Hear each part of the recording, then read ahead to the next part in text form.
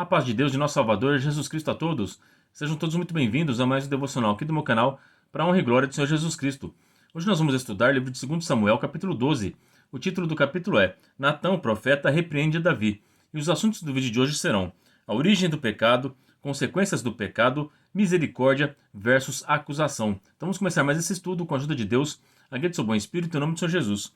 E o Senhor enviou Natã a Davi, e entrando ele a Davi, disse-lhe: havia numa cidade 2 homens, um rico e outro pobre. O rico tinha muitíssimas ovelhas e vacas, mas o pobre não tinha coisa nenhuma, senão uma pequena cordeira que comprara e criara, e ela tinha crescido com ele, e com seus filhos. Igualmente, do seu bocado comia, e do seu copo bebia, e dormia em seu regaço, e a tinha como filha.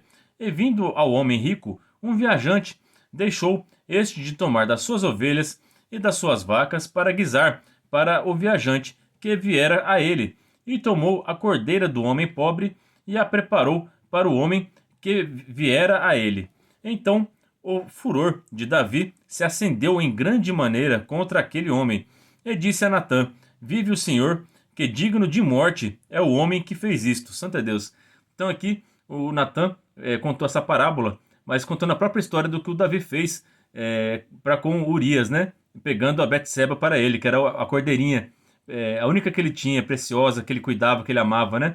E o Davi, ele era esse homem mau, esse homem rico aqui, que pegou a cordeira, a Betseba do Urias, né? Santo é Deus. Só que o Davi não compreendeu, porque foi dito em parábolas, né? Jesus Cristo também falava em parábolas, para confundir as pessoas, para elas mesmas que ouvindo não entendessem, né? E a pessoa, quando ela está contaminada pelo pecado, ela não entende as palavras ditas pelo sumo pastor, né? Porque o nosso Senhor Jesus Cristo falou que as suas ovelhas escutam o seu pastor, né? O Davi estava em pecado, então ele não entendeu a linguagem espiritual, santo é Deus. Mas aquele que está ligado com Deus, ele entende a pregação, ele entende a palavra espiritual, tá certo? Então ele está em comunhão com Deus. Davi, ele estava fora da comunhão, por isso não compreendeu que essa passagem falava dele mesmo, né? E aqui o Davi continua falando aqui, ó, e pela cordeira tornará a dar o quadruplicado, porque fez tal coisa e porque não se compadeceu. Aqui no verso 7 o Natã vai abrir os olhos do Davi, né? Então disse Natã a Davi: tu é este homem, assim diz o Senhor Deus de Israel: eu te ungi rei sobre Israel, e eu te livrei das mãos de Saul. Eu te dei a casa de teu senhor e as mulheres de teu senhor em teu seio, e também te dei a casa de Israel e de Judá. E se isto é pouco, mais te acrescentaria tais e tais coisas. Santo é Deus. Olha só como Deus ele tá inconformado com o que o Davi fez. Porque ele pegou o Davi, que era um pastor de ovelha, um homem do campo, um homem que não tinha nada, não tinha um futuro, né? Era o filho mais que ninguém dava nada para ele, era o Davi, né? E Deus pegou ele e transformou ele em rei de Israel. Então Deus deu tudo para ele. E aqui o nosso Deus, quando ele ama uma pessoa, quando ele decide prosperar essa pessoa, a pessoa é só dobrar o joelho dela no chão e pedir para o Pai que ele concede. Amém? Então aqui ele falou: Davi, eu te dei tudo, eu te dei poder, te dei a coroa, te dei mulheres, né? E se você quisesse mais, eu te daria mais, porque eu te escolhi e porque você é meu ungido. Santo é Deus. Então você, meu irmão, você, irmã, vocês são ungidos de Deus. Nosso Senhor Jesus Cristo nos ensinou para a gente orar. Quando nós orar em 2 ou 3, Ele está no meio de nós, né? E se a nossa oração estiver de acordo com a vontade de Deus, Ele vai realizar, né? Então, o segredo é a oração. Ele não precisava pegar a mulher do teu próximo, né? Não precisava fazer esse pecado tão grande. Mas o nosso Deus, ele disse que ele podia pedir, mas não, o Davi, em vez de pedir uma outra mulher ou outras coisas para Deus, não, ele decidiu tomar do seu próximo. Aí ele está indo contra os mandamentos, né? E vai ser punido por isso, porque a consequência do pecado é a morte, né? E a gente vai ver aqui uma disputa no mundo espiritual, para a gente entender como é que funciona quando a pessoa é honesta aqui na Terra ou quando a pessoa está em pecado aqui na Terra. O que acontece no céu, tá bom? Esse vídeo é muito importante para abrir o nosso entendimento do mundo espiritual. Verso 9. Porque, pois desprezaste a palavra do Senhor, fazendo o mal diante dos seus olhos, a Urias, o Heteu, feriste a espada, e a mulher tomaste por tua mulher, e a ele mataste com a espada dos filhos de Amon. Agora, pois não se apartará a espada jamais da tua casa, porquanto me desprezaste e tomaste a mulher de Urias, o Heteu, para que te seja por mulher. Então, lembra que o nosso Senhor Jesus Cristo falou a Pedro, quando ele feriu a orelha do sacerdote, que foram lá buscar para prender Jesus, né? O nosso Senhor falou para Pedro assim: aquele que vive pela espada, morre pela espada. Então, aqui, da mesma forma que o Davi tirou uma vida inocente pela espada, o castigo que Deus deu para ele foi a espada. Ele vai ser perseguido pela espada por toda a sua vida. Santo é Jesus Cristo. Então, essa é a sentença para quem é assassino, para quem gosta de violência. Aquele que gera violência vai colher violência, amém? A gente colhe aquilo que a gente planta. O Davi plantou violência e vai colher violência por muitos anos da sua vida aqui, né? Verso 11. Assim diz o Senhor: eis que suscitarei da tua mesma casa o mal sobre ti, e tomarei tuas mulheres perante os teus olhos, e as darei a teu próximo, o qual se deitará com tuas mulheres perante este sol. Né? E essa palavra vai se cumprir na vida de Absalão. O próprio filho do Davi, ele vai perseguir o rei Davi e vai pegar a coroa para ele, e vai pegar as esposas para ele, e isso aqui vai tudo cumprir. Né? Então, como o Davi tirou a mulher de uma pessoa, também Deus vai permitir que alguém tire as mulheres dele. Né? A que se faz, a que se paga, aquele que procura acha. Né? Então, aquilo que você plantar, você vai colher. Verso 12. Porque tu fizeste em oculto, mas eu farei este negócio perante todo Israel e perante o sol. Santo é Deus. Então toma cuidado com o que você faz em oculto, porque o nosso Deus, ele revela a sua maldade para todos verem, tá bom? Um dia vai chegar a conta. Um dia todas as pessoas vão saber quem você é de verdade. Aquilo que você faz quando ninguém está vendo. Deus vê tudo. E aquilo que você faz em oculto será revelado, né? Então toma cuidado com o que você anda fazendo. Se você está prejudicando alguém, fazendo mal para alguma pessoa em oculto, Deus vai revelar e as pessoas vão fazer o mal à luz do dia para você, tá certo? Então vamos tomar cuidado, que é bem perigoso fazer o mal para os outros, tá certo? Porque uma hora volta. Verso 13. Então disse Davi a Natã: pequei contra o Senhor. E disse Natã a Davi: também o Senhor traspassou o teu pecado, não morrerás. Olha só, então o Senhor traspassou o pecado. O que é isso aqui? Misericórdia. Então a pena para alguém que é assassino, a pena para quem é pego em adultério, era a morte nessa época, né? É a época da lei. Então aqui é uma amostra da graça de Deus. Deus teve graça de Davi, até porque Deus fez promessas na vida de Davi. E da sua descendência viria o Messias. Então ele não poderia matar aqui o Davi, tá certo? Então por isso ele poupou a vida do Davi. Ele teve misericórdia do Davi. Amém? Então se você tem promessas na sua vida, Deus vai ter misericórdia de você. Se você aceitou Jesus Cristo, você agora está debaixo de uma graça. E agora você está debaixo da misericórdia de Cristo. Todo pecado que você cometeu, o nosso Senhor, ele transpassou. Ele foi transpassado na cruz e sofreu no seu lugar. Amém? Então valorize isso e não peques mais. Se esforça, tá bom? Aqui em Levítico capítulo 20, verso 10. Também o homem que adulterar com a mulher de outro homem, havendo adulterado com a mulher do seu próximo, certamente morrerá o adúltero e a adúltera. Então a pena de morte era para os dois, era tanto para o homem como para a mulher que foram pegos em ato de adultério, era pena de morte.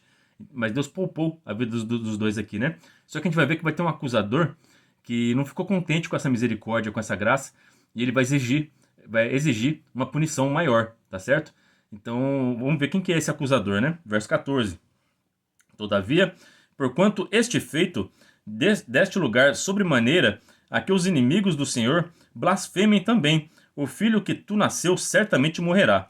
Olha só, então Deus poupou a vida do Davi, mas a vida da criança vai ter que ser retirada, vai ser a pena, porque ele matou, ele tirou uma vida. E quando você tira uma vida no mundo espiritual, nessa época, na época da lei, era necessário que outra vida seja tirada, né? Por exemplo, se você matou uma pessoa, a família, ela poderia se vingar e matar o assassino, tá certo? E aqui houve uma cobrança. Quem que estava cobrando o Senhor? Quem que são os inimigos de Deus que iam blasfemar do Senhor se ele não tomasse uma atitude aqui? Né? Porque Deus ele criou a lei dele. Se ele não cumprisse a lei dele, no mundo espiritual está dando uma guerra. O nosso adversário, o adversário das nossas almas, o inimigo, o diabo, né? Ele é o acusador. Toda vez que nós pecamos aqui, ele leva nossos pecados diante de Deus, isso está escrito em Apocalipse, e ele nos acusa de dia e de noite, né? Ele é o acusador das nossas almas. E o nosso Senhor Salvador Jesus Cristo, ele é o nosso advogado, ele nos defende todos os dias, né? Santo é Deus. Então o acusador falou: opa, por que você não matou Davi? E a sua lei? Você não vai seguir sua lei? O que está acontecendo aqui? E colocou confusão lá no céu, porque o inimigo está em batalha para ver quem que vai dominar lá.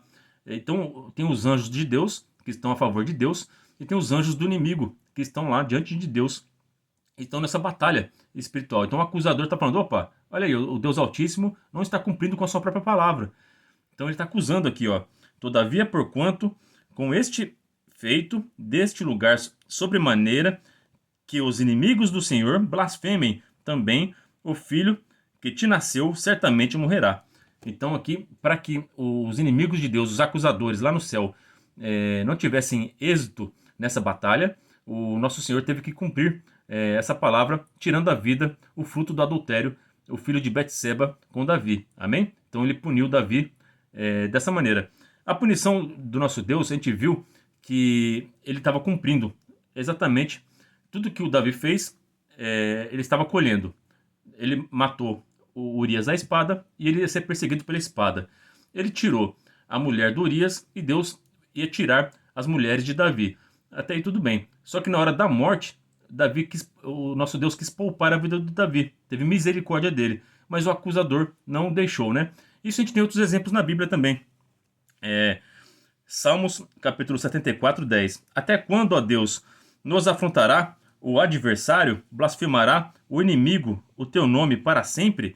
Então a gente sabe que o inimigo, ele está lá no céu, blasfemando e se levantando contra tudo que Deus acha santo, tudo que Deus considera santo. O inimigo, ele é contra, ele é adversário, tá certo? Mateus capítulo 18, verso 7.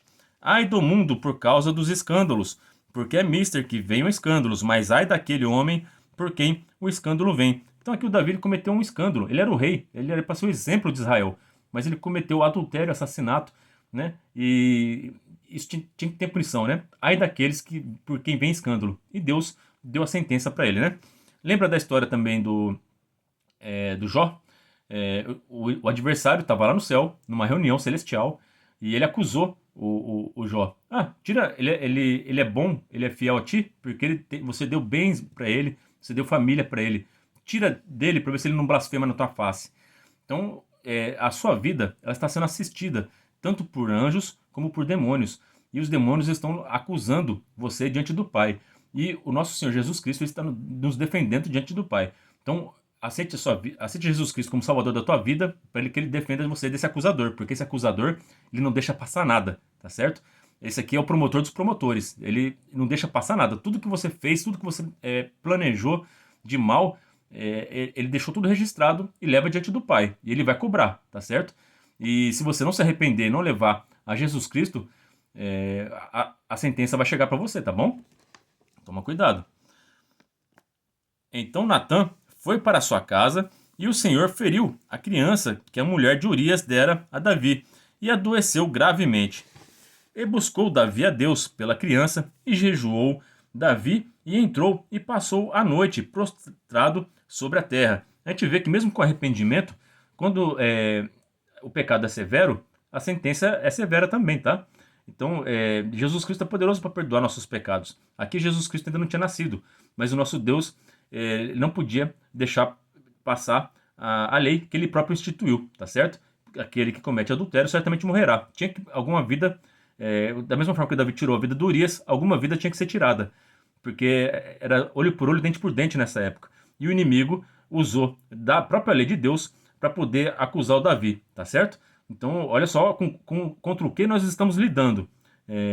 O adversário é muito astuto e inteligente. Ele tem milênios de existência. Então, a gente não pode brincar com essas coisas, tá certo? Se apega a Jesus hoje, não se afasta dele por nada, porque no momento de besteira que você fizer na tua vida, o adversário vai levar diante de Deus.